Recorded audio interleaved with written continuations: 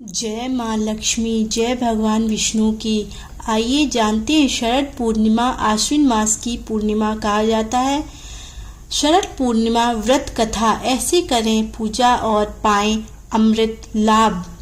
शरद पूर्णिमा की कथा। पूर्णिमा के व्रत का सनातन धर्म में बहुत महत्व है। हर महीने में पड़ने वाली पूर्णिमा तिथि पर व्रत करने से भगवान विष्णु और माँ लक्ष्मी की विशेष कृपा प्राप्त होती है और श्री हरि की सी कृपा को प्राप्त करने के लिए एक साहूकार की दोनों बेटियां हर पूर्णिमा को व्रत किया करती थीं।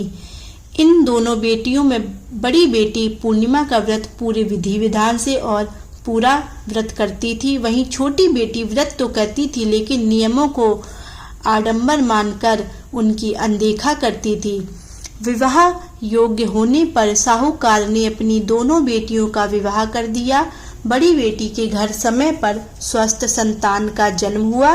संतान का जन्म छोटी बेटी के घर भी हुआ, लेकिन उसकी संतान पैदा होते ही दम तोड़ देती थी। 2-3 बार ऐसा होने पर उसने एक ब्राह्मण को बुलाकर अपनी व्यथा कही और धार्मिक उपाय पूछा। उसकी सारी बात सुनकर और कुछ प्रश्न पूछने के बाद ब्राह्मण ने उससे कहा कि तुम पूर्णिमा का अधूरा व्रत करती हो, इस कारण तुम्हारा व्रत फलित नहीं होता है और तुम अधूरे व्रत का दोष लगता है। ब्राह्मण की बात सुनकर छोटी बेटी ने पूर्णिमा व्रत पूरे विधि विधान करने निर्णय लिया, लेकिन पूर्णिमा आने से पहले ही उसने एक बेटे को जन्म दिया। जन्म लेते ही बेटे की मृत्यु हो गई।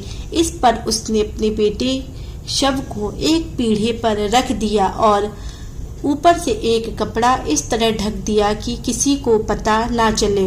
फिर उसने अपनी बड़ी बहन को बुलाया और बैठने के लिए वही पीढ़ा दे दिया। जैसे ही बड़ी बहन उस पीढ़े पर बैठने लगी, उसके लहंगे की किनारी बच्चे को छू गई और वह जीवित होकर तुरंत रोने लगा। इसी पर बड़ी बहन पहले तो डर गई, फिर छोटी बहन पर क्रोधित होकर उसे डांटने लगी कि क्या तुम मुझ पर बच्चे की हत्या का दोष और कलंक लगाना चाहती हो? मेरे बैठने से यह बच्चा मर जाता तो?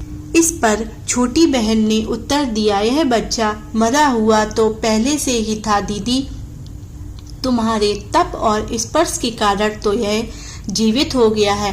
पूर्णिमा के दिन जो तुम व्रत और तप करती हो, उसके कारण तुम दिव्य तेज से परिपूर्ण और पवित्र हो गई हो। अब मैं भी तुम्हारी तरह ही व्रत और पूजन करूंगी। इसके बाद उसने पूर्णिमा व्रत विधि पूर्वक किया और इस व्रत के महत्व और फल का पूरे नगर में प्रचार किया।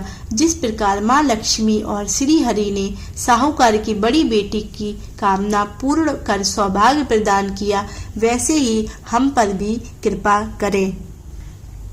जय माँ लक्ष्मी, जय भगवान विष्णु की।